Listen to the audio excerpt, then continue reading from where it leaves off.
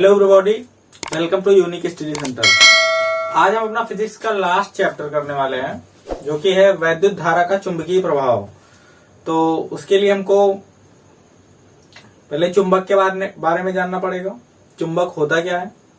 तो एक पदार्थ होता है जो लोहे या जो चुंबकीय पदार्थों को अपनी तरफ खींचता है, उसको हम बोलते हैं चुंबक। और ये दो तरह का होता है, एक प्राकृतिक चुंबक होता है और एक कृत्रिम चुंबक होता है ना, आर्टिफिशियल और नेचुरल। प्राकृतिक चुंबक की जो शक्ति होती है वो थोड़ी कम होती है, मतलब जो तीव्रता होती है इसकी चुंबकीय क्षेत्र की वो कम होती है। और जो आर्टिफिशियल होते हैं ना, जैसे इलेक्ट्रोमैग्नेट, इनकी जो स्ट्रेंथ होती है वो बहुत ज्यादा होती है। तो चुंबक के बारे में बस इतना ही है ना, लोहे की चीजों को अपनी तरफ खींच रहा होता है, हमने अपने डेली लाइफ में देखा होगा। तो यहीं से कुछ ये चैप्टर शुरू होगा। लेकिन यहाँ पे हमको चुंबक के बारे में नहीं पढ़ना है, यहाँ पे हमको पढ़ना है वैद्युत धारा के चुंबकीय प्रभाव के बारे में, है ना। तो एक चुंबक की जो प्रॉपर्टी होती है, जो एक चुंबक का गुण होता है, जब किसी चालक तार में वैद्युत धारा प्रवाहित की जाती है तो वो भी एक चुंबक के जैसा ही बिहेव करता है। और इसीलिए पहले चुंबक के बारे में हमको जानना, उसका बिहेवियर क्या होता है, कैसे, है ना। तो एक होता है क्षण चुंबक, इस तरह की बनावट होती है, सिंपल। और यहाँ पे इसके दो ध्रुव होंगे, मतलब उत्तरी ध्रुव और दक्षिणी ध्रुव, है ना। तो यहाँ पे इस चुंबक के चारों ओर का वह क्षेत्र जहां पे कोई चुंबकीय पदार्थ आकर्षण का अनुभव करता है, उसको हम चुंबकीय क्षेत्र बोलते हैं। और इस चुंबकीय क्षेत्र के अंदर एक इमेजिनरी लाइंस ड्रा की जाती हैं, जो ऐसे एक बंद वक्र के रूप में रहती हैं और हमेशा नॉर्थ से निकल के साउथ में जाती हैं। यही जो काल्पनिक लाइनें हैं, इन्हीं को हम चुंबकीय बल रेखाएं बोलते हैं। इनकी जो दिशा होगी वो उत्तरी ध्रुव से दक्षिणी ध्रुव की तरफ होती है ना, काल्पनिक होती हैं। इन रेखाओं की कुछ गुण भी होते हैं। तो वो गुण क्या क्या होते हैं कि ये हमेशा उत्तरी ध्रुव से निकलकर दक्षिणी ध्रुव में जाती हैं और एक बंद पाथ बनाती है, एक बंद वक्र बनाती हैं, जिसकी दिशा उत्तरी ध्रुव से दक्षिणी ध्रुव की तरफ होती है चुंबक के बाहर, और चुंबक के अंदर दक्षिणी ध्रुव से उत्तरी ध्रुव की तरफ होती है। और ये रेखाएं कभी भी एक दूसरे को काटती नहीं है, मतलब एक रेखा कभी भी दूसरे को काटेगी नहीं। और क्या प्रॉपर्टी होती है, तो ये जो ध्रुव है चुंबक का, इसके पास चुंबकीय बल रेखाओं का घनत्व तो ज्यादा होता है, मतलब चुंबकीय बल रेखाएं बिल्कुल पास पास होती हैं। और जैसे ही हम ध्रुव से दूर जाते हैं तो चुंबकीय बल रेखाओं के बीच की दूरी बढ़ती जाती है। फिर वही चीज होता है कि आगे आते आते फिर जैसे से इस ध्रुव के पास आते हैं तो चुंबकीय बल रेखाओं की जो संख्या होती है, जो डेंसिटी होती है, वो फिर से बढ़ने लगती है। और ध्रुवों के पास चुंबकीय बल रेखाओं की संख्या सबसे ज्यादा होती है या उनके बीच की दूरी सबसे कम होती है। और खास बात क्या होती है, तो ये कुछ पॉइंट्स हमारे बन रहे हैं। किसी भी चुंबकीय बल रेखा के किसी भी बिंदु पर खींचा गया जो स्पर्श रेखा होती खींची गई, वो उस बिंदु पर चुंबकीय क्षेत्र की दिशा को बताती है। तो अगर इस बिंदु पर स्पर्श रेखा खींच दी गई, उसकी दिशा इधर है, तो मतलब ये यहाँ पे चुंबकीय क्षेत्र की दिशा इस तरफ होगी। और चुंबकीय बल रेखाएं कभी भी एक दूसरे को काटती नहीं है। तो ये 3-4 प्रॉपर्टीज हैं चुंबकीय बल रेखाओं की। अब हमको जो पढ़ना है वो चालक तार और करंट की वजह से जो मैग्नेटिज्म, जो चुंबकत्व तो उत्पन्न हो रहा है, उसके बारे में पढ़ना है। तो हमारे पास कोई एक चालक तार है, इसमें जब धारा प्रवाहित होगी तो ये एक चुंबक के जैसा व्यवहार करने लगेगा। इसी को ऑस्टेड ने बताया था, इसी को ऑस्टेड का प्रयोग कहते हैं। और उन्होंने ये एक्सीडेंटली देखा था कि एक चालक तार के पास में कोई एक कंपास रखा था, है ना, जो दिशा सूचक यंत्र होता है। और जब उस चालक तार में करंट फ्लो हुआ तो उसमें डिफ्लेक्शन आया ना, मतलब एक विक्षेप आया उस दिशा सूचक यंत्र में। तो इसी से उन्होंने आइडिया लगाया कि जब किसी चालक तार में धारा प्रवाहित की जाती है तो उसके चारों ओर एक चुंबकीय क्षेत्र बन जाता है। इसी घटना को वैद्युत धारा का चुंबकीय प्रभाव कहते हैं। किसी चालक तार में जब वैद्युत धारा प्रवाहित की जाती है तो उसके चारों ओर एक चुंबकीय क्षेत्र बन जाता है। इस घटना को वैद्युत धारा का चुंबकीय प्रभाव कहते हैं। अब हमारे पास एक चालक तार था, आई धारा उसमें प्रवाहित हो रही थी। चुंबकीय क्षेत्र हमेशा जहां पे भी होगा वहां पे चुंबकीय बल रेखाएं होती हैं और चुंबकीय बल रेखाओं की दिशा होती है। तो ये अगर एक चालक तार है, इसके चारों ओर चुंबकीय क्षेत्र बन गया है तो उसकी दिशा होगी क्या, वो हमको निकालना है। उसकी दिशा निकालने के लिए दाएं हाथ के अंगूठे का नियम आता है, राइट हैंड थंब रूल जिसको हम बोलते हैं। दाएं हाथ के अंगूठे का नियम क्या कहता है कि यदि किसी चालक तार में धारा प्रवाहित हो रही है, हम उसको इस तरह से पकड़ें कि हमारा अंगूठा धारा की दिशा को प्रदर्शित कर रहा हो, तो तार पर लिपटी हुई हमारी उंगलियां चुंबकीय क्षेत्र की दिशा को बता रही होती हैं। दाएं हाथ के अंगूठे का नियम क्या बोलेगा, कोई एक चालक तार है, इस चालक तार में हमको चुंबकीय क्षेत्र की दिशा बतानी है, तो उसको हमको इस तरह से पकड़ना पड़ेगा चालक तार को, और ये अंगूठा बताना चाहिए धारा की दिशा। तो ये जो उंगलियां लिपटी होंगी हमारी, ये वैद्युत क्षेत्र की चुंबकीय क्षेत्र की दिशा को बता रही होंगी। इसी को बोलते हैं राइट हैंड थंब रूल। तो कुछ इस तरह से पकड़ा होना चाहिए।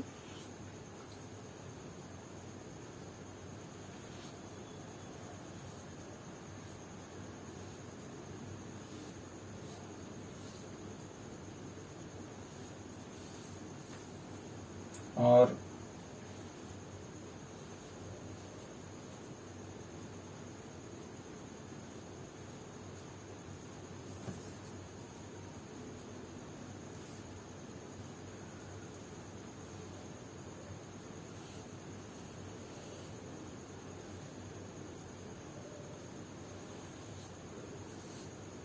ये यहाँ पे ये धारा की दिशा को बता रहा होगा, और ये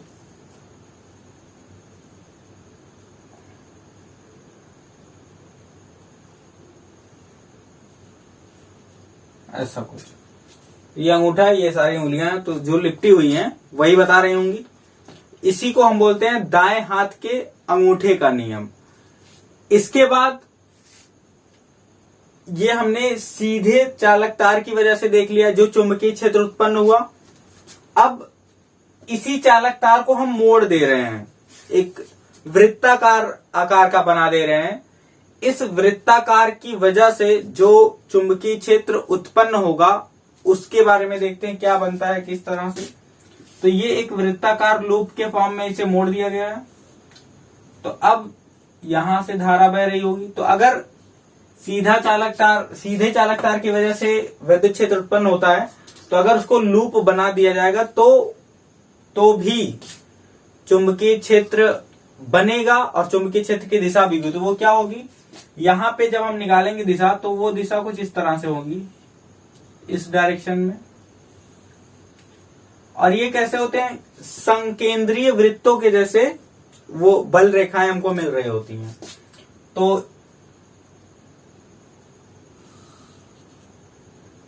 इस तरह से कुछ बनेगा। और इसमें जब देखेंगे तो यहां पे धारा की दिशा नीचे है, तो यहां पे इसके जैसा बनेगा इस तरह से। तो ये वृत्ताकार लूप के कारण चुंबकीय क्षेत्र होता है और चुंबकीय क्षेत्र की दिशा को इस तरह से दिखाते हैं।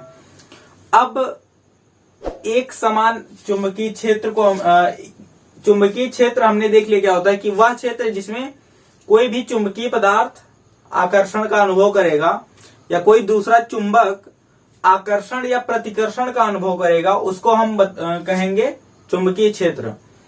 अब एक चालक तार को अगर एक समान चुंबकीय क्षेत्र में रख दिया जाए तो उसमें जब धारा प्रवाहित होगी तो वो एक चुंबक के जैसा व्यवहार करेगा, और इसी को हमने रखा है एक चुंबकीय क्षेत्र में। तो चुंबकीय क्षेत्र में रखने की वजह से इसका बिहेवियर क्या होगा उसके बारे में देखते हैं क्या होता है।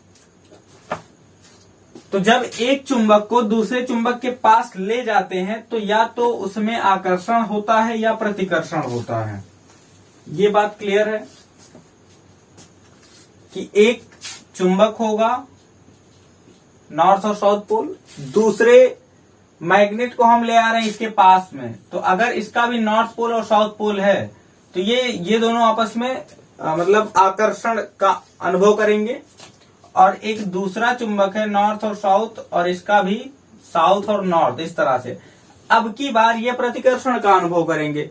इसका मतलब अगर एक चुंबक को दूसरे चुंबक के पास ले जाया जा रहा है तो या तो वो उसको खींचेगा या तो ढकेलेगा। ये बात ठीक है, ठीक। उसके बाद हम क्या करते हैं, एक चुंबकीय क्षेत्र में एक चालक तार को रख देते हैं। ध्यान ये बात रखनी है कि चालक तार को चुंबकीय क्षेत्र में हम रख रहे हैं लेकिन चुंबकीय क्षेत्र की दिशा के लंबवत रखेंगे। अगर समांतर हमने रखा तो कोई भी बल उस पर नहीं लगता है। तो ये बात ध्यान रखनी है कि लंबवत ही रखना है। अब यहां पे हमारे पास एक चुंबकीय क्षेत्र है, तो चुंबकीय बल रेखाएं होंगी इस तरह से।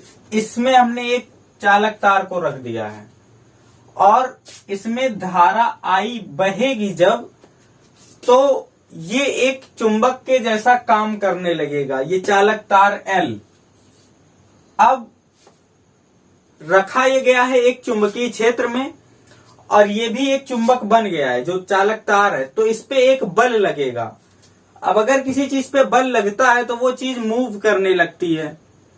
अब मूव ये करेगी किधर, उसके लिए एक फ्लेमिंग ने एक नियम दिया था जिसको हम फ्लेमिंग के बाएं हाथ का नियम कहते हैं। फ्लेमिंग के बाएं हाथ का नियम क्या होता है, यहां पे हमको क्या निकालना, धारा की दिशा और वैद्युत क्षेत्र की दिशा, ये आपस में एक दूसरे के परपेंडिकुलर रहेंगे। इस टाइम पे जो हमारा अंगूठा होगा वो गति की दिशा या मूवमेंट की दिशा को दिखा रहा होगा। तो अगर यहां पे हमको बल की दिशा निकालनी है तो कैसे निकालेंगे, फ्लेमिंग का बाएं हाथ का नियम लगाएंगे। फ्लेमिंग के बाएं हाथ का नियम कहता क्या है, अगर हम अपने अंगूठे को और मध्यमा और तर्जनी अंगुलियों को इस प्रकार रखें कि ये एक दूसरे के लंबवत हों, तब ये छोटी वाली उंगली तर्जनी अंगुली वैद्युत क्षेत्र की दिशा को दिखाती है, बड़ी उंगली धारा की दिशा को बताती है और ये अंगूठा लगने वाले बल की दिशा को बता रहा होता है। तो अगर यहां पे हमको निकालना है तो ये हमारा मैग्नेटिक चुंबकीय क्षेत्र की दिशा हो गई और ये हो गई धारा की दिशा।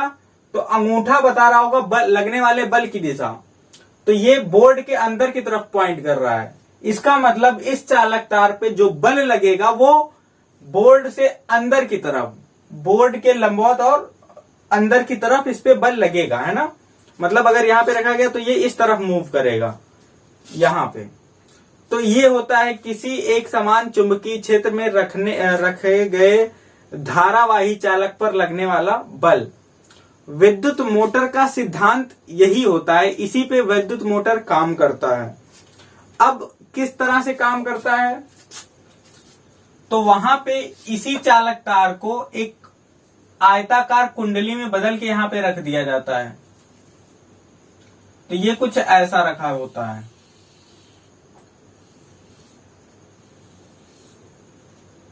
अब जब यहां से धारा बह के जाएगी तो यहां से करंट जाएगा और यहां से जाके फिर इस तरफ आ जाएगा। तो इस बिंदु पर इस वाले हिस्से यहां पे एक कॉइल ABCD के फॉर्म में है, तो ए बी जो हिस्सा है कॉइल का, जो कुंडली का ए बी हिस्से में अगर हमको बल निकालना है कि वो किस तरफ लगेगा, तो यहां पे हम फ्लेमिंग के बाएं हाथ का नियम लगाएंगे। हमारा वैद्युत क्षेत्र की दिशा को ये तर्जनी उंगली दिखाएगी, धारा की दिशा को मध्यमा उंगली दिखाएगी, और इसकी दिशा को मतलब अंगूठा जो होगा वो लगने वाले बल की दिशा को बता रहा होगा। तो इस तरह से इसका मतलब इस ए बी हिस्से पे जो बल लग रहा होगा वो बोर्ड के अंदर की तरफ लगेगा।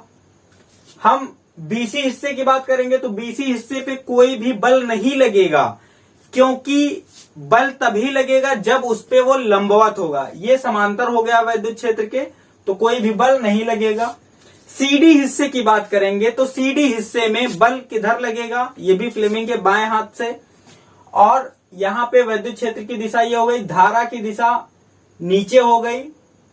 तब ये जो अंगूठा आप बोर्ड से बाहर की तरफ पॉइंट कर रहा है, तब सीडी हिस्से में जो लगने वाला बल होगा वो बाहर की तरफ होगा। इसका मतलब ए बी हिस्से पर बल लग रहा है अंदर की तरफ, और सीडी हिस्से पे बल लग रहा है बाहर की तरफ। इस दोनों बल की वजह से, एक इधर एक इधर, तो इसकी वजह से इसको एक बल युग्म आघूर्ण मिलेगा, जिसकी वजह से ये जो कुंडली होगी वो रोटेट हो जाएगी।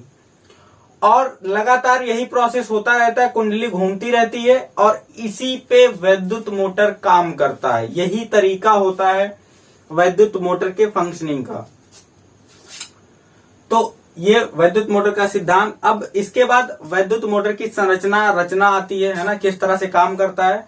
तो एक डिटेल में उसका मतलब अगर दीर्घ उत्तरी क्वेश्चन में आपके आएगा तो 7 नंबर का आता है, वहां पे रचना क्या होती है, इसकी क्रियाविधि क्या होती है। तो क्रियाविधि में यही सारी बातें लिखनी होती है हमको, है ना।